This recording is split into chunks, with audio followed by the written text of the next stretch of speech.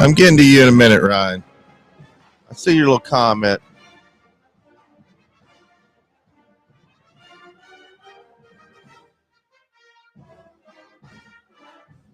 I see your comment, Ryan. That's all right. I know you love the show. That don't mean we got to love you. Anyway, we thought we'd get on here. We're setting up a new studio. Of course, a ghost knocked down the canvas. We had to put it back up. I don't know if y'all seen that video. Is it, who all was in the comments seen the Volunteer Roadshow Studios is haunted video? What do you think about that, Billy? You think it's real? You believe in ghosts? I mean, I do, but I don't believe in all of them. Do you think this place is haunted? Nope, this is my house. Your mother-in-law thinks it is. Oh, this is my house. It ain't haunted. I couldn't hear any of it until I started playing it back, because we got cameras rolling everywhere. We got a camera over here. We got this one over here so it can see both of us. We got cameras everywhere, and they're rolling all the time. I got to get this comment off the screen here, because I can't let Ryan take over. Where'd it go? Man, you didn't crop anything out of here. What didn't I crop out? You got everything. Well, I can't crop it out on Restream. Okay. I can on OBS. That's all right. Well, I mean, we got a mess in here. We're cleaning it up. That black thing over there. Got the trash can in there. Oh yeah, you do got the trash can. We gotta work on that. Well, see, I can't crop nothing on Restream. We got my dresser over there. We're gonna put together.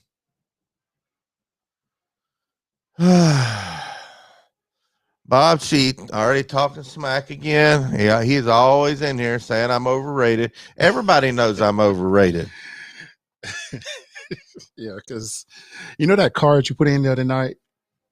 I think you put like a 16 part in. I think you was 0-4, and you still had the Baylor Houston game tomorrow, I think. Well, whenever the first game starts. Yeah. I think you 0-4 on that card. Yeah, that was horrible. And the thing is, and I said I was going to play against everything that you put in there. I didn't do it. I forgot. Well, this place is haunted. That's all I got to say. Go watch the video. Oh, have y'all shown? See, I can't show y'all. See, if I was on OBS, I could show you the ghost I got. Man, that's kind of freaky, man. That is freaky. Man, I wish I could show y'all that ghost on here on Restream. But there's a ghost in here. Caught him on camera. I felt this chill. And you know how you do that like really cold? Mm-hmm. And it freaked me out. And then went away just as fast as it came. And then about 10 seconds later, I felt something on my shoulder and made me jump. And I got to looking at the camera. I said, that's weird. And there's a ghost in here. Mike says, call the Ghostbusters. We need to call something. I'm going to be introducing my brother, my other brother, Robbie. We're going to be doing a show here next day or two. We look a lot alike. Think y'all like that. Doris wants to know where Alexis is. They took the week off. They're trying to regroup. We're trying to get different ideas for the off season, but they'll be back next week, I think. Hey Jenny, how you doing? Ryan says that Billy is the betting genius. Hey, I'm about 75%. And I'm the cash burner. If you want to get your rent money, that's all you have to do is pick against my partner. That seems to be the case, though. You ain't lying there. Mike Rubrugi said, I've been betting on women's basketball. You've been telling me about getting in on that action, the women's basketball. Well, I mean, that was, I told you, I mean, South Carolina was going to smash those guys, the ladies. I mean, they did. They came out and almost won by 30 points. Wow. And remember, I told you, take those unders. Mm-hmm. They didn't score 100 points. I know, and I went over on both of them. I started out yesterday with $6.84. Where you at now? I bet every last penny of it, Billy. All the way down. My last bet, I had $1.77 left. Didn't even have $2, and I put it all on something. I don't remember what it was. Probably something I told you to play. But I didn't lose everything. I lost $1. I got $5.84. I'll take that. I mean, at least you got something. You're not broke. No, and you're not down to your last $2. No, I'm not down my last $2. But we're going to be doing some betting stuff here pretty soon. See, I'm waiting. See, I always jump on these lines really early in the week. You wait till the last 45 seconds, and then you send me a screenshot. Play this at 6 o'clock, and I look down. By the time I get the text, it's 6 o'clock, and it ain't on the board no more. I mean, you just got to watch the line moving, man. I mean, when the line move, you got to take it at the right time. Yeah, Jerry, you told me about Gonzaga, man. I mean, USC, they later ducked the first half. I mean, the second half is what the USC team I thought I would see the whole game. What's up, Shane Bentley? One of our favorite Georgia fans. He's in here. How you doing, Shane? We're testing out a new setup. We're normally here on Friday nights. We're going to be here Friday. We're going to start doing a lot more of recorded stuff, getting our studio all set up. What do you think about your mic? What's that? Your mic stand, rather than using. I think it sounds better. It's weird because I'm not used to it. I mean, I feel like something's like poking me in the face, but I can get used to it. Yeah. I mean, especially if the sound is good as. I mean, matter of fact, how do I sound today, guys? I think you sound good. Robin Corby thinks that she thinks like me. I hope UConn gets put out. They should have been put out last game if they would have called that foul. That was a foul. That was some bull foul. Crap right there. Bad call on the She was leaning into her. Yeah, moved in, not just bad call. Yeah, that was horrible. Thank you, Jarrett. Well, we're trying to do some different things here. Trying to do some different things. Anyway, turn up Billy, they said. All right, let me turn up Billy. What are you on, number one? Talk to him. What's up, guys? Can you hear me better? Maybe it's a dynamic mic, so you have to be faced towards it. Okay, so I need to put it straight. Yeah. That's what it is then. Okay. It don't pick up from the side. Okay, so now you tell me before we get on the air. Well, I didn't know. I just now thought of it. All right, sometime tonight, I'm going to go down there and watch a movie you've already seen 3-4 times. Coming to America 2. Yes. Good movie, man. I like it. You know, a lot of people was angry saying it wasn't funny than the first one. Well, nothing's funny than the first one. Yeah, that's true. But it's still comedy. You know, it's either you like comedy or you don't. And it was a lot of comedy. Be honest with you, Wesley Snipes was my favorite. Really? Yes. Wesley put on a show in this one. Well, what do you think about?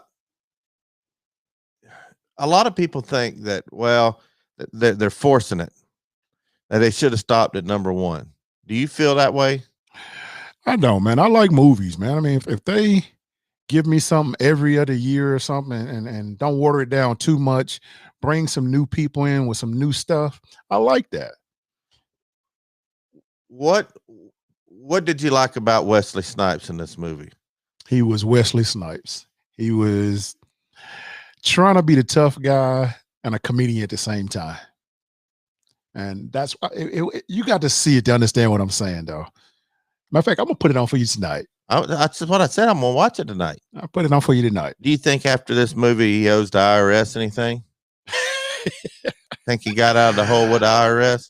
I think he'll get out the hole because there's a lot of people that watch this movie. Yeah, but it didn't go into the movies, though. It don't have to. I saw that it was supposed to be on Paramount and come out last year. Mm-hmm.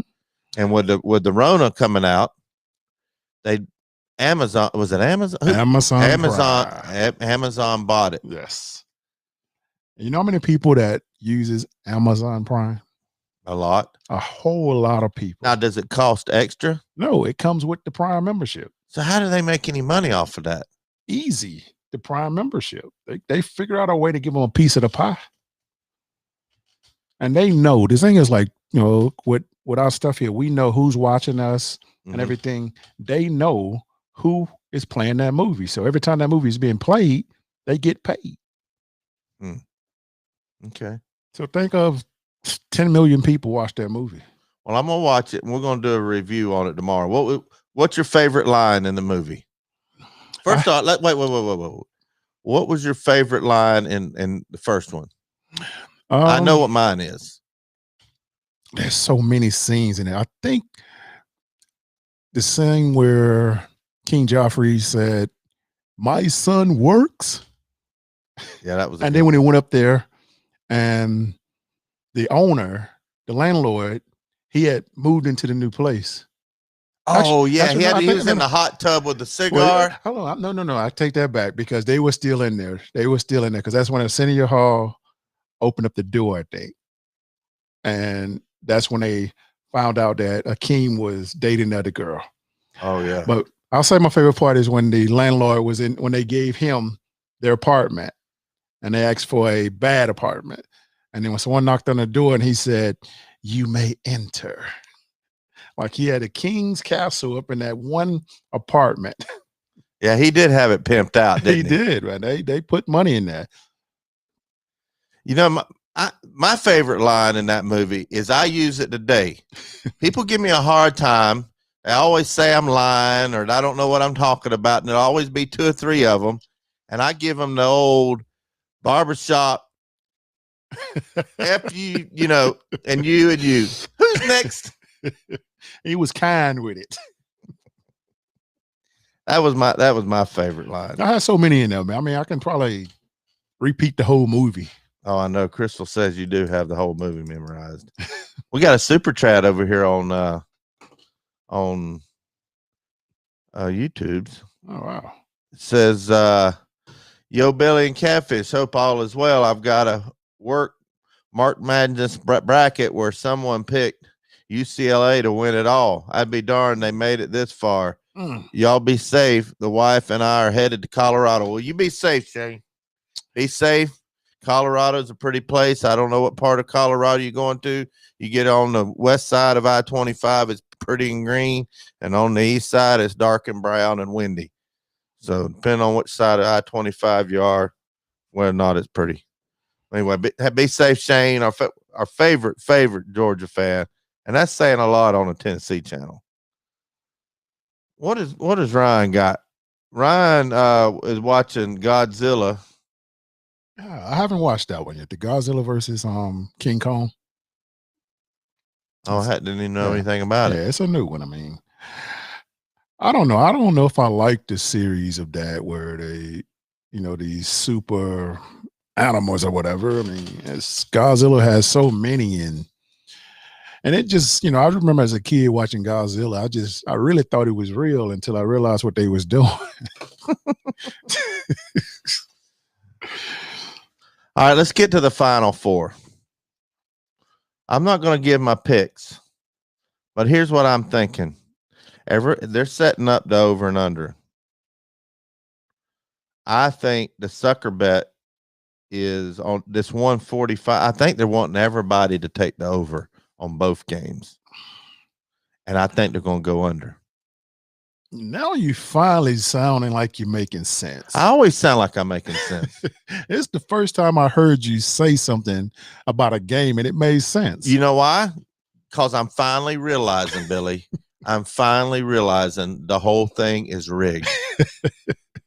Well, I'll tell you what you're doing. I think you finally realized that when you think of what you're actually going to play, you repeat it in your head and you say the opposite of what you're going to play. A lot of times. And you win. Think about it. I think you'll be at 95%. Now, I wish you was able to make the picks at the beginning of the year like you do at the end of the year. You do great when it comes to like the championship games. Like I guarantee you. Oh, I was perfect last year. Those picks you just gave me would probably win. Well, to have some of the things you say actually be true, there is no other explanation besides it being rigged. I don't see how it can be rigged. I'm gonna tell you like this here. All right, what about that ref fainting? He had high blood pressure. No, Billy. Nuh-uh. You ain't doing that to me. They needed the fouls, and he wasn't calling them. And Vegas had to put somebody else in that was going to do it their way. Oh man, I don't think that's what happened, man. That's what. Oh man, I first I said, "Oh man, here it comes. They're going to change the outcome of this game. They're not going to give who was it that beat them? It was Gonzaga, and was it the Gonzaga game or was it the other? The Gonzaga game. Yeah, they were playing. Who were they playing now? I don't forgot the game now. Let's see here. USC. Yeah, USC. And you told me that USC was going to win. I'm serious. If you watch the second half, they got blowed out, bro. The second half of that game was exactly the way I thought UCLA would play Gonzaga, because UCLA, they were, they had a big team, some big guys, people in the paint, but they looked lost that first half. Second half, they came out, they tied the game up. Well, the second half of the score was tied, not the previous, because they was down by like what, 29 or something, 19 or something like that at halftime. Yeah, it was a big number. Big number. All right, let's talk about our boy going to the draft. Well, here, I'm just going to be straight up about that situation. People that go to college, they go for one reason. Most of the time, if you're not an athlete, you're a student, you go to college to get yourself prepared to get a great job when you graduate or whatever, however it works. It shouldn't be any different for those guys. They have an opportunity. They have two opportunities: get the degree or whatever and hopefully find a job, or they can play a sport and be a millionaire, because you can always come back and finish your degree. So you think he'll be a lottery pick? The thing is, like, he didn't show me the one part that my mentor showed me when I did these things, is what's called the it factor. He didn't have what I told you that Edwards kid had at Georgia the year before. Yeah. Now, some of these teams, they see potential, especially with his size and things that he's doing, because once he have an individual workout and they teach him how to play as an individual, it becomes different. And I mean, he has the size, he has the speed, he has the strength. He had a lot of hype coming in as a freshman. Yeah. But he didn't play like the hype said he was going to play until the end of the season. Well, it's like this here. When you're playing college basketball, that hype is totally different when you get there, because you got to play team ball. You can't be an individual like you were in high school. Like that 5-star, I tell people, when you get to college, you're not a 5-star anymore. You got to earn stars. And he did his thing as a freshman. I can't be mad at the kid that he led the team in scoring. 12.9 points. I mean, that's not a lot, but it is in the SEC, especially with a team that we had quite a few double-digit scores. But I don't think the kid would have hired an agent and signed with an agent. I had somebody post on my Facebook post that, he's a Kentucky fan, and there's a lot of Kentucky guys. He said the perfect thing about it. He said, a lot of Kentucky always has that, 3, 4, 5 guys coming out. He never has this opportunity where a kid is a one and done kid.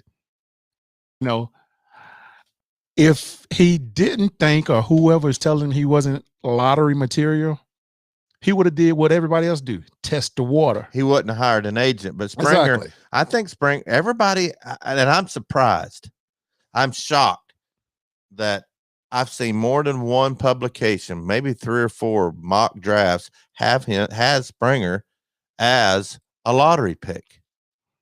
And what's a lottery pick? Top 15? Yes. It's basically everybody. He didn't show me lottery this year. There's I a think lot he'd be a top pick. I'm not knocking that he shouldn't go. I'm not saying that. But when I think a lottery pick, I think of Zion. I think of, some big names that's come out. Well, here, I'll tell you why you think that way. It's because of how people advertise those kids. They advertise Zion every week. Anytime he dunked, he was advertised. Mm-hmm. You didn't see Tennessee being advertised like that. We judge our teams much harder than any other team. And you think about all the teams that are in the finals right now. Houston have a whole bunch of kids that probably could be, some draftees, but they're not. Think of a player now that you think is a lottery pick that's in college basketball right now. There wasn't many that was hyped. That kid from Oklahoma State, what's his name? You know what I'm talking about. Their number one player at Oklahoma State. I forget his name, Cunningham or something. I can't remember. But he's supposed to be the number one overall draft pick. And they didn't have that great of a record. I tell you who disappointed me. Who's that? Pons. Yeah, I can see that. I mean, he wasn't averaging, but he's got the body, Billy. How many times have I said it? He's got the strength, he's got the body, he's got the athleticism to average more than 5 points a game. I don't care if he can't hit the broad side of the barn. Well, here, he's a defensive guy. I know, but he could still. Charles Barkley could score. I would probably say if he do get an opportunity, I don't know. It's just because the way the NBA is now, I think he can do it because there's no such thing as a 5 anymore in the NBA. It's almost a hybrid player. Like he's a 3-4-ish, but really not a 3. So I'll say a 4 guy. That's the new center. Mm-hmm. But I don't know how it would work out for him. But I mean, if he had a little bit more of a jumper, like a mid-range shot, or he can have any presence in the paint, if he would dunk the ball a lot more. That's what I'm talking about. That probably would have helped his game out a lot. He was playing out beyond the 3-point line a lot this year. I just don't get it though. He'd hit a few, and then he'd miss 4, 5, or 6, and then he'd hit a 1 or 2, and let me tell you why he was doing that. Why? For the NBA. Yeah. You get a look that this guy can hit, but he couldn't hit the broad side of the barn a lot. I think we'll see, because I mean, once these kids have the individual workouts and teams see that they can actually do that. So I don't typically judge the kids by what they did in college, because there's so much potential. Let's see, I'll give you a kid that people don't realize this here. You remember Marcus Hayslip? Mm-hmm. Do you remember he was a lottery pick? I didn't remember he was a lottery pick. Yes. He was picked, what, 15th? 14? I think it was 14 or 15. I'm not sure which one, but he was a lottery pick. What coach was he under? Was that Green? Was he under Green? I think it was. Yeah, I think he was under Green. He played with Slade, didn't he? I think so. I wonder what Slade says about Pons. Yeah, Ryan, I know you told me in the off season. I don't think he's a bum. I just think he underutilized his talent. That's what I think. Well, see, it's hard to say that, because the game, once those freshmen was installed into that system, it became they had the green light more than the big men did. Because now the biggest disappointment to me was at the end of the season, second half of the season, was Fulkerson. Yeah. That's where the missing piece happened with this team. Yeah, when he got knocked out by that dirty play from Gator. Yeah, but before that, he had too many bad games. Yeah, he did. He wasn't even in double-digit scoring for a while there. You don't have to say that when Crying Ryan is in the chat, because he's going to use that against me. He did disappoint me too. But I don't think that. How much blame does Rick Barnes get? The coach has to take all the blame. You know what I mean? But still. No. What really? Not should he, but who? What is to blame for our underachieving? So here, in the last half of the season. the kids. You can't say the Rona because everybody was suffering from that. I'm saying the kids, injuries, all those things, the chemistry. You know, I keep bringing this up though. Once the freshmen, once they changed that lineup, that's when I think everything went downhill. Because they brought in all the freshmen? Yes. You know, and I think the kids were good now. They did a good job. Explain what you mean by that. So here, when a team have chemistry, they play together well, and you install something totally different, the chemistry changes. You got to rebuild a whole new process to make them mix and match together. And that's what changed to me with Tennessee this year.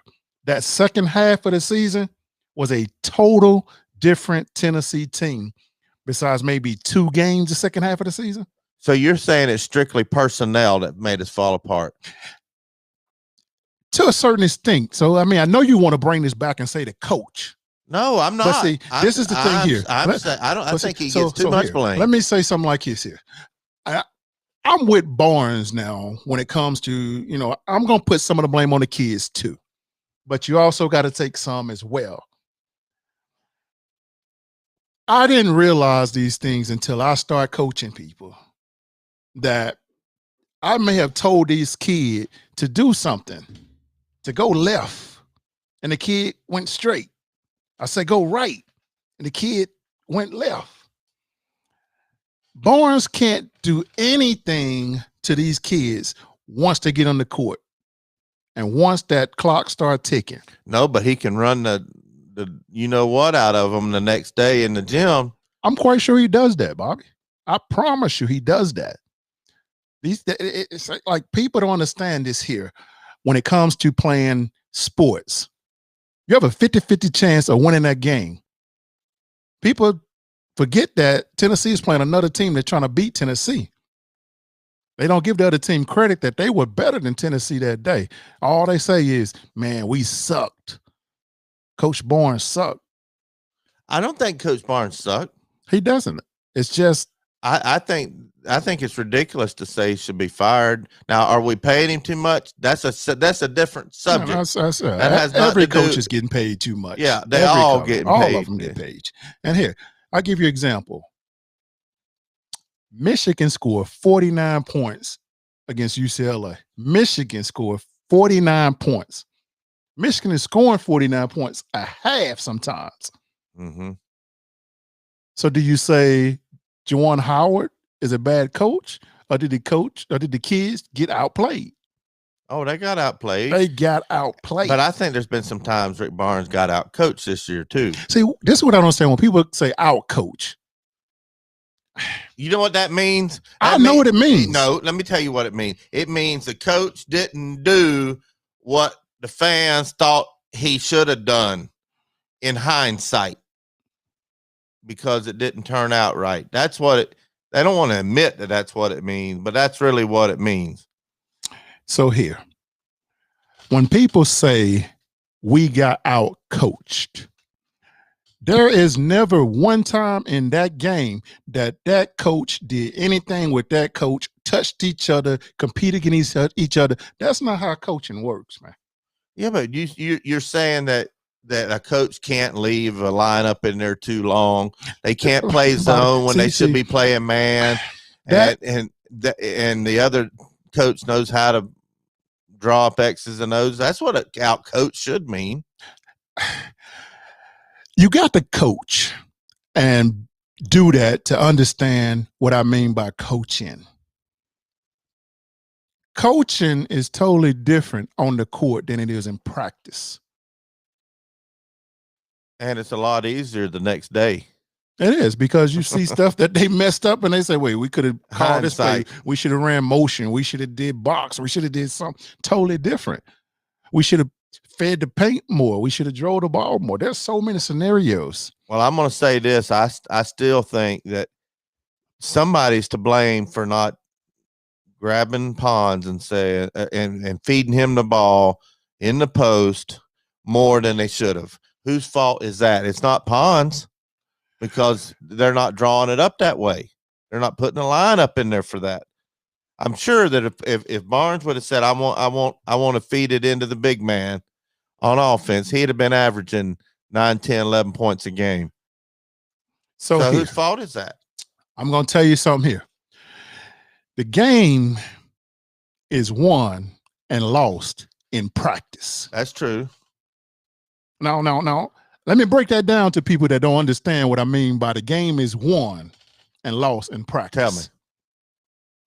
You practice everything that team that you're playing against on that practice court. You mimic. You got somebody doing everything those kids that other team is doing all practice.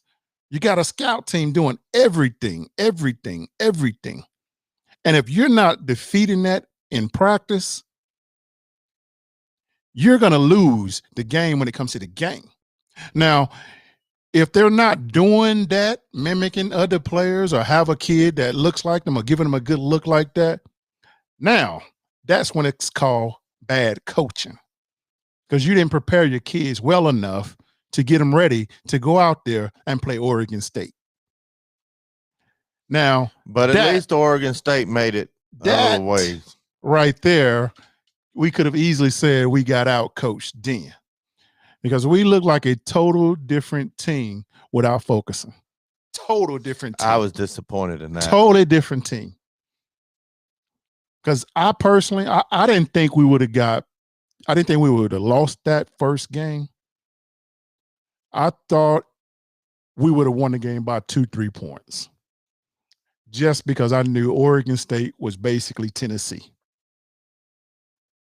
Identical team.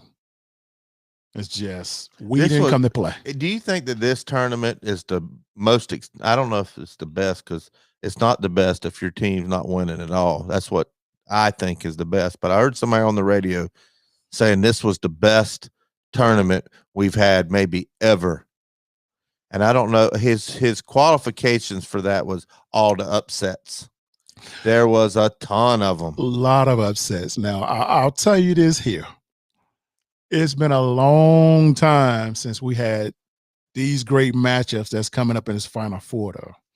There's not a true Cinderella this year in the Final Four. The only Cinderella right now is UCLA. And you really can't say that's a Cinderella. They're 11 seed. I don't matter, but they're still a Power 5 team. They're in the Pac-12. They play basketball out there. They've got legacy. They got John Wooden, Bill Walton, but all them boys out there. They lost 9 games. That's true. 9 games. That's but I wouldn't call them a Cinderella. Cinderella is like Oral Roberts if they'd have went on to the. No, I guess you can say that. I mean, but you got to think about this here. When's the last time UCLA really been relevant? A long time. It's been a long time. I mean, history would say that is a great, rich university when it comes to basketball, but they haven't really been that relevant lately. This is the first year that they are showing out. And especially now, when I say they got a good coach is, I mean, he is putting together some stuff over there. Yeah. What's his name? Coggin or something? What's his name? I forgot what's coach's name, man. I can't remember either. Anyway, hey, have we told anybody in a while how you can win that canvas? It's 6 foot wide. It don't look that big because it's a long ways away from. It's probably 12 feet from where I'm sitting. 6 foot by 32 inches. Here's some ways you can win that. We're going to draw it right before football season. We're going to draw a winner. And it's a canvas. It's a nice canvas. It's several $100s. But subscribe to our YouTube channel, Volunteer Roadshow. Subscribe to our secondary YouTube channel, Roadshow Locker Room. Like and follow our Facebook pages, Volunteer Roadshow and Roadshow Locker Room. Follow us on Twitter. Let me get our handle up there. We had our handle at Vols Roadshow. Like, comment, share, interact with any of the platforms, and at the end of the year, we'll draw out a winner. And if it's Crying Ryan Schrick, we'll do a redo. So, but anyway, what else you want to talk about? Let's go watch that movie. What are we having for supper tonight? Leftovers? I'm already full. I ate another steak. Did you really? Oh, I mean, I'd be nibbling all day. I just had a salad. You heard me, Ryan. I said, you still doing that beach? Yeah, I'm doing it. I'm doing everything but the workout part. Then you ain't. So basically, you doing the I see here the the big body diet. Yeah, something like that. I'm gonna start doing the workout. But I've been doing like the morning shakes. I haven't been eating as much as I normally eat. Now, there was a time, it was about a week ago, Billy, it seemed like everywhere I went, somebody was throwing food in my face, good food, and I couldn't turn it down. It's hard. It's hard. I'm talking about like somebody made some oatmeal raisin cookies. Get them every time. I couldn't. I wanted to say no, and I had one. And then I walked by the table, and I like stuck my hand out, grabbed another one. Yes. Went on back to the bathroom, ate it, going back to the bathroom, come back through, got it with the left hand, coming back through where nobody could see it, but I tore them cookies up. Oh, man. See, Rick Fisher said, hate to say it, but what Billy is saying reflects our football team. That's true. I got to get over and check practice out, man. I haven't been over there yet. They won't let us over there. I bet we couldn't walk into all them coaches' offices like we did last year. I bet we could. Not until this Rona's over. I just don't want to go because I told you this. Anytime they get new coaches, I want them to do their job. I don't want to be a distraction. I don't want to be coming in and doing no motivation speeches until this team is together and I know what kind of team we got. I'll tell them what's up. I'll go over and tell them what's up. Yeah, then you won't be able to come back. I'll run my mouth. No, I'm gonna I'm giving them a chance. I'm giving them a chance. Why is that graphic up there? I gotta take that down. Now we can see. I didn't realize we didn't have our blue water climate control one up there either. We got to fix this stuff. Anyway, I'm going to be putting out some more videos. I'm introducing my brother, Robbie. It's going to be the Bobby and Robbie show. What do you think? Is that a good name? I like it. That's against my better judgment. Anyway, and I'm going to release some of these haunted videos that we got. We got some haunted stuff going on in here. I was talking about Hayslip. He was the 13th pick of the 2002 draft to the Milwaukee Bucks. He would have been with Slay for a year or two. Slay came in what, 98, 99? Mm-hmm. Was it you was telling me he hung out with all the football players? He knew all of them? All of them. Yeah. I mean, those are good old days, man. Everybody hung out with everybody. I mean, every sport was hanging out with all of them. And it's just different now, though. Yeah. Everything's different now. All right. Let's get on out here. You want to play Rocky Top? I know we don't deserve it, but our baseball team deserves a Rocky Top. We swept LSU. I think they started with Alabama Friday. Do they? Yep. Yeah, we need to wear Alabama out. I'm surprised, old Alabama. Did you watch that UCLA Alabama game? Yeah. If Alabama could have shot a free throw, they'd have won that game. But remember what I said was going to happen in that game. It was rigged. I'm telling you. Would you saying that proves my point that the whole thing's rigged. Just like the other night when Oregon State came back. Yeah. I told you that was going to happen too. Yeah. It was just it's rigged. Anyway, y'all know what's coming next. Thanks for tuning in. Go Vols. This Roadshow Studios is haunted. And I don't mean maybe. I promise you that.